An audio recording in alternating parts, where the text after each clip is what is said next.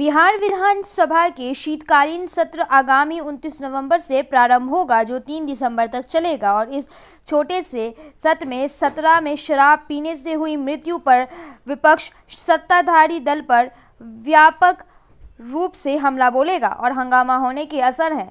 Bihar Mithila news YouTube एवं regional channel की team Bihar विधानमंडल दल के दौरा किया तो उन्होंने विधानसभा का हालचाल लिया तो पाया चारों तरफ सुरक्षा की अच्छी व्यवस्था है और पंडाल, पार्किंग सभी चीजों को अंतिम रूप दिया जा रहा है।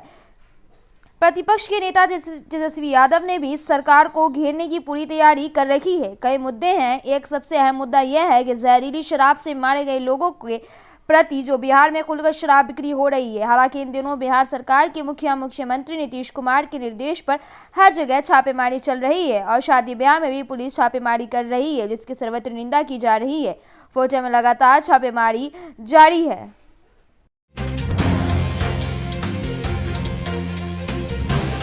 आज पूरे महानगर दिल्ली एनसीआर में प्रदूषण का स्तर काफ़ी बढ़ा हुआ था। इस कारण छठ पूजा के उदय मानसून भी काफ़ी देर से प्रकट हुआ। आज 8 बजे सूर्य भगवान का उदय हुआ, तब जाकर छठ व्रतियों ने हर्ष देकर छठ का समापन किया। जमुना जी की गंदगी और प्रदूषण का बढ़ते स्तर बाहर दिल्ली एनसीआर में प्रकाश में ढूंढने में लोगों को सांस लेने में काफ़ी तकलीफ हुई। पूरा वातावरण धुंध से भरा हुआ था।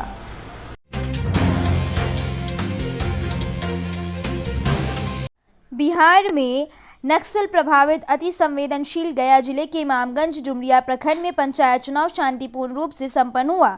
गया से मिली जानकारी के अनुसार गया में कल हुए पंचायत चुनाव के बाद लोगों ने और प्रशासन ने भी राहत की सांस ली है।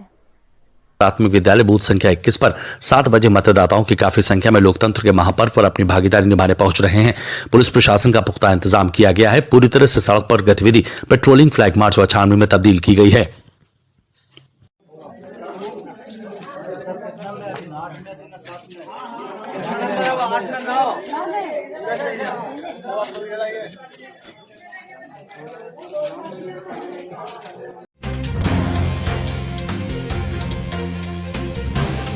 उत्तरी दिल्ली नगर निगम द्वारा केशवपुरम जोन में अनधिकृत निर्माण, मिसयूज हाउस, टैक्स विभाग व स्वास्थ्य विभाग द्वारा जो संपत्तियां सील की गई हैं उन्हें डीसील तथा नियमित करने के लिए कैंप का आयोजन किया गया, जिसमें केशवपुरम जोन के अध्यक्ष श्री योगेश वर्मा के अतिरिक्त जोन के उपाध्यक्ष श्रीमती सीमा गुप्ता, उपायुक्त श्री नवीन अग्रवाल, सहायक आयुक्त श्री पी.के. सिंह, अधीक्षण अभियंता श्री राजीव वधवा के अतिरिक्त भवन विभाग, स्वास्थ्य विभाग व हाउस टैक्स विभाग के सभी संबंधित अधिकारी उपस्थित थे।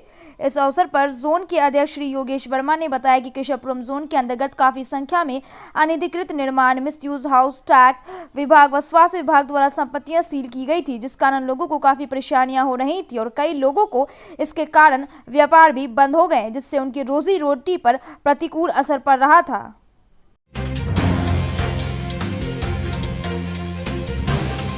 दिल्ली की श्रीनिवासपुरी स्थित इंदिरा कैंप चौकी में जब प्रदेश भाजपा अध्यक्ष आदेश गुप्ता के नेतृत्व में जो भी सम्मान यात्रा का कारवां पहुंचा तो वहां श्री गुप्ता सहित तमाम भाजपा नेताओं का झुग्गीवासियों ने तहे दिल से स्वागत किया और फूल मालाओं से उन्हें लाद दिया। सम्मान यात्रा में उपस्थित भारी भीड़ से गदगद प्रदेश अध्यक्ष ने अपने संबोधन में कहा कि सीएम अरविंद केजरीवाल अपने बंगले के छत पर 10 करोड़ की लागत से स्विमिंग पूल बनवा रहे हैं। आप ही समझ ले कि गरीबों की मसीहा कैसे हैं वो। सत्ता में आने से पहले बड़ी गाड़ी और भारी सुरक्षा लेने से उन्होंने मना कर दिया था, लेकिन सत्ता में आने के बाद उन्होंने सारी सुख सुविधाएं ली हैं और गरीबों की गाड़ी कमाई से वो अपने सारी सुख सुविधाओं को पूरा कर रहे हैं। उन्होंने आगे कहा कि हम सभी झुग्गीवासियों को और महिलाओं को उज्ज्वला योजना के तहत मुफ्त में गैस चूल्हा और सिलेंडर प्रधानमंत्री जी के निर्देश पर मिल रहा है। सभी झुग्गीवासियों से अनुरोध है कि वह इसका लाभ उठा ले। उन्होंने आगे कहा कि पीएम श्री नरेंद्र मोदी जी के निर्देश पर दिल के पास नगर निगम की पर्ची है, उन्हें बिना शूज के भी मुहैया कराई जा रही है।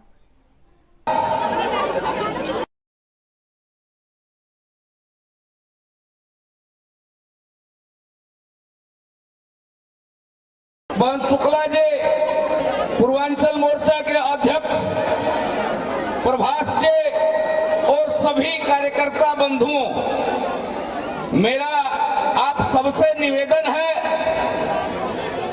कि इस मंच को खाली कर करके आप अपने उचित स्थान पर चले जाएं। जो लोग मंच पर अपेक्षित हैं पर रहने दिया जाए, मेरा ये व्यक्तिगत निवेदन है। झुग्गी झोपड़ी से पटना की नगर रांची का मां पाटन देवी जी हैं। गंगा के तट से मात्र 500 गज की दूरी पर पटना सिटी के पटना सिटी न्यायालय के ठीक पहले मां पाटन देवी जी का मंदिर है। आदि शक्ति पीठ में से एक मां देवी माता है, जिसका वर्णन सभी पुराण और कथाओं में है। कहा जाता है कि जो सच्चे मन से इस दरबार में आते हैं वह कभी खाली हाथ नहीं जाते हैं। बिहार मिथिला न्यूज चैनल एवं रीजनल चैनल की टीम मां पाटन देवी मंदिर का दर्शन अपने सभी सम्मानित दर्शकों को करवा रही है। कोरोना काल के बाद पुनः मां के दरबार में भीड़ लगने लगी है। लोग सदापूर्वक शादी, ब्याह, जले, उपनयन, शुभ कार्य कर यहां आकर शीश नवाते प्रस्तुत करते हैं। वहां उपस्थित भक्तों को मुखारविंद से कही गई बातें। आपका शुभ नाम माता जी? कितने वर्षों से आती है मां पाटन देवी मंदिर में? यहाँ तो हम शादी के वक्त से आते हैं। बहुत दिनों से। हाँ, तो क्या कहना चाहेंगे, माता का क्या कृपा है? माता का बहुत कृपा है। जो मांगती है सो मिल जाता है। हाँ, उन्हीं की कृपा से तो आज दुनिया चल रही है। बहुत बहुत धन्यवाद। आपका शुभ नाम? ललिता देवी। तो पाटन देवी माता के विषय में बताइए, क्या यहाँ से मिला और क्या? बहुत अच्छी माता है, बहुत ज्ञान मिलता है, प्राप्त होती है। हम तो बचपन से यहाँ आ रहे हैं। हम लोग का घर यहीं पे हुआ, पास में ही पटना में। यहाँ की बनता है, शादी विवाह होता है तो सब लोग आते हैं। इसका बच्चा नहीं मांगते हैं तो पूरा होता है, मन्नत बहुत जल्द पूरा होता है। बहुत बहुत धन्यवाद जी। आपका शुभ नाम? किरण देवी। कितने वर्षों से आती हैं आप? अभी तो पहली बार 2 बार से आ रहे हैं सर। क्या मांगी है माता से? माता से जो मांगते हैं वो तो पूरा होता है। बहुत बहुत धन्यवाद।